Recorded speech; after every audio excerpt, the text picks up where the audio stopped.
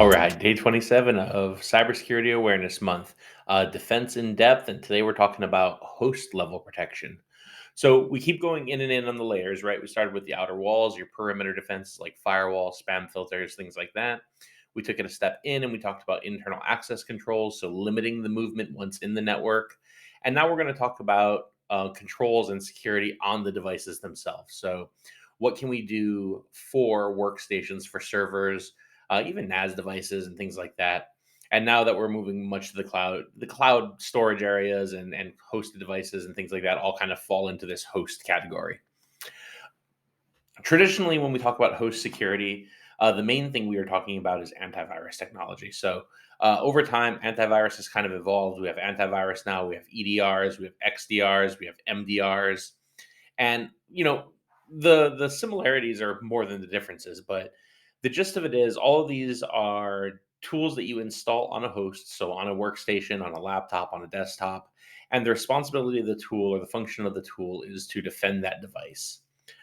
Traditional antiviruses were signature based predominantly. So early antiviruses basically had a whole bunch of definitions and it said, hey, if you see X, Y, and Z, it's bad, stop it.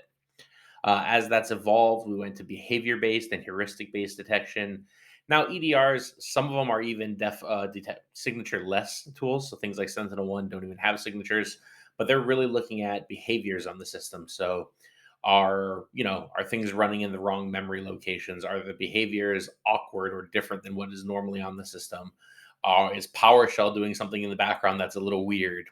And that's what they're kind of looking at.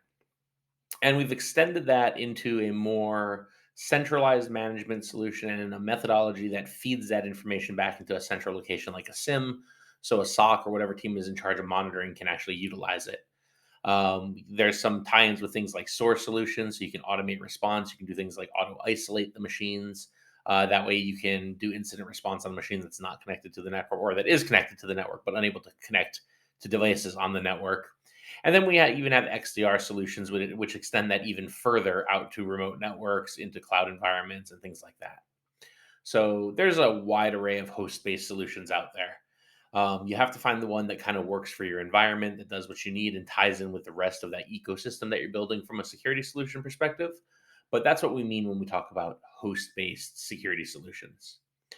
Now, one element of host-based security that we talk about often is patching, and this one shouldn't be forgotten.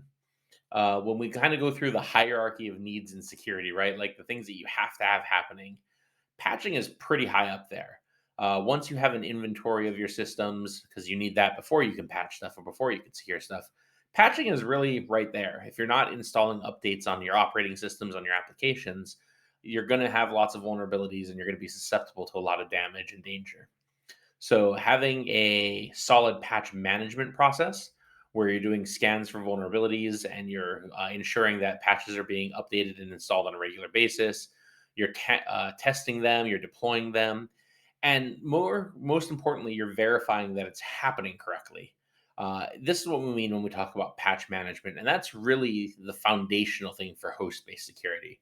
If you're skipping your updates and you're relying on something like an antivirus to keep you secure, you're really doing yourself a disservice, and you're making the job of that EDR tool or that XDR tool much harder because it needs to stop things that probably shouldn't be there to begin with.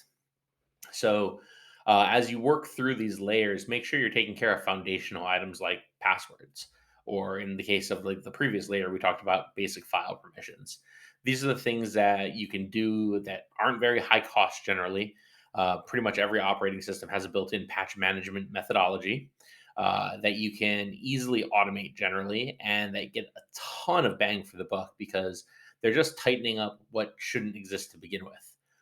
So ensure that when you talk about host-based security, we're talking about patching, we're talking about updating, and that extends to even stuff like routers, firewalls, and firmware. Those are all, they're not hosts, but they are, they are hosts. So they are places on the network where an attacker can launch an attack from and pivot off of. So make sure you're taking care of all those.